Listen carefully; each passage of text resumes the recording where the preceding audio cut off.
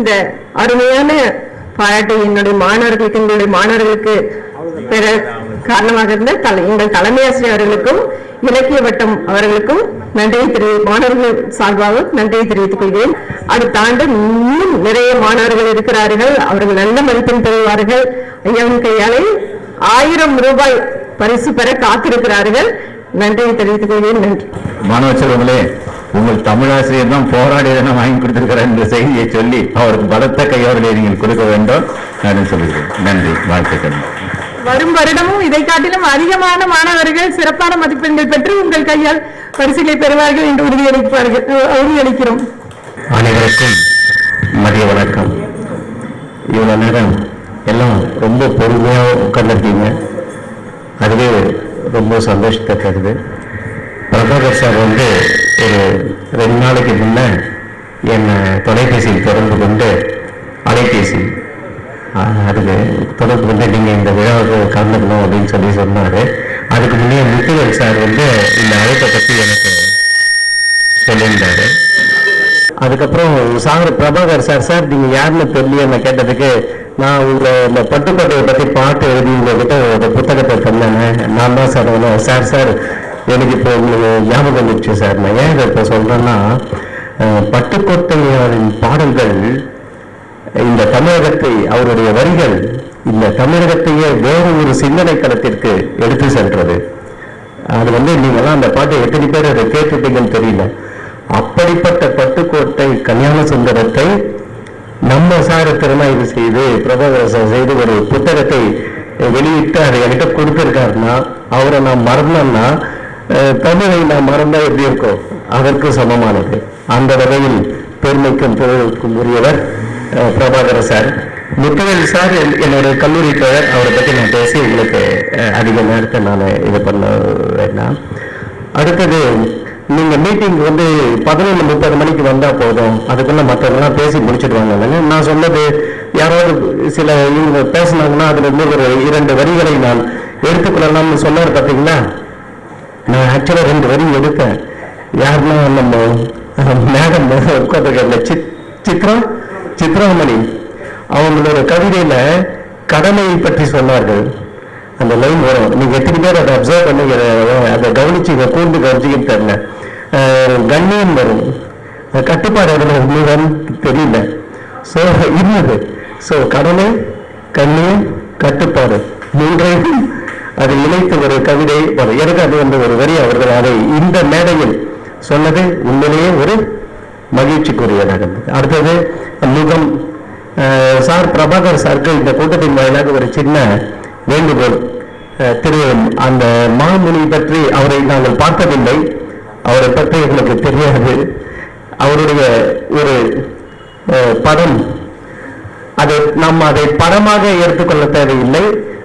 அவர் சொன்ன கருத்துக்களிலிருந்து அதை ஒரு பாடமாக எடுத்துக்கொள்வதற்காக அவருடைய படத்தை வைத்திருந்தால் நமக்கு இன்னும் தமிழ் மீது ஆர்வம் வரும். அடுத்தது, நான் இந்த பள்ளியில நேரம் வந்த உடனே மேடம் பூர்வதி மேடம் ரூமுக்கு HM ரூமுக்கு போனேன். பார்த்தா ஒரே பரிசு பொருட்களா இருந்தது. அப்படியே ஷீல்டெல்லாம் வாங்கி, அதுவே ஒரு அரசு பள்ளி எவ்வளவு பெருமைக்குரிய அந்த பெரிய ஷீல்டு, அதுக்கப்புறம் கோப்பைகள். அப்போ தெரிஞ்சுங்க இது அரசு பள்ளியிலேயே மிக சிறந்த பள்ளி என்று. அதை அவங்க சொல்லல, நான் தான் தெரிஞ்சுக்கல. அதுக்கப்புறம் வெளியே வந்து பார்த்த பிறகு பெருந்தலைவர் காமராஜ் விருது அப்படின்னு போட்டு 2018-19 விருது வாங்கியது இந்த பள்ளி. அதன் பிறகு ஏன் வாங்கவில்லை என்பதுதான் என்னுடைய கேள்வி. இப்பொழுது நம்ம மேடம் இருக்காங்க, அடுத்த ஆண்டு இந்த பள்ளி அந்த விருதை வாங்கி மேலும் புகழை சேர்க்க வேண்டும் என்பது என்னுடைய ஆசை. அதை இந்த கூட்டத்தின் மூலமாக தெரிவித்துக் கொள்கிறேன். அடுத்தது உள்ள நான் ஒன்று பார்த்த உடனே கேட்டேன், அந்த அது என்ன அர்த்தம் சொல்லிட்டு தலைவரை கேட்டேன். அவர் அதுக்கு சொன்னது எழு ஞாயிறுனா சொல்லணுமா, சூரியன் கதிரவன் அப்படியே கதிரவன் ஒளி பெற்று எழுந்து வருவது போல் இருப்பதற்காக நாங்கள் அதை அமைத்திருக்கிறோம். எதுக்கு எப்படி ஒரு தொடர்பு இருக்கு பாருங்க. அடுத்தது பார்த்தீங்கன்னா இலக்கிய வட்டம், இடம் பாருங்க, கலைஞர், கருணாநிதி நகர். இதெல்லாம் வந்து கோஇன்சிடென்ஸ் ஒன்றுக்கொன்று தொடர்பு படுத்தி வருகிறது. சரி, முதல்ல வந்து இந்த கூட்டம் மாணவர்களுக்கு ஒரு கருத்து சொல்லியிருந்தாங்க. இப்ப நீங்க எல்லாம் செல்போன் வச்சிருக்கீங்கல்ல, நீங்க எல்லாம் செல்போன் பாக்குறீங்கல்ல, எவ்வளவு நேரம் பாக்குறீங்க செல்போனை? அதுக்கு ஒரு அளவு இருக்கா நீங்க செல்போன் பாக்குறதுக்கு? அதாவது இப்போது இன்றைய இந்த சமுதாயத்தில் இருக்கும் மிகப்பெரிய பிரச்சனை என்னன்னா, செல்போனுக்கு குழந்தைகள் முதல் அடிமையாகி கொண்டு வருகிறார்கள். அந்த அடிமையிலிருந்து எப்படி வெளியே வருதுன்னு தெரியாம, அதுக்காக இப்போ அந்த காலத்துல எல்லாம் பாத்தீங்கன்னா மருத்துவர்கள் வந்து சிகிச்சைக்காக சில இதெல்லாம் போட்டிருப்பாங்கல்ல, இப்போ செல்போன் அடிக்ஷனுக்கும் சிகிச்சை அளிப்பது போன்ற ஒரு இது வந்திருக்கிறது. மாணவர்கள் வந்து அந்த ரீல்ஸ் அதுல போய் பாக்குறாங்க.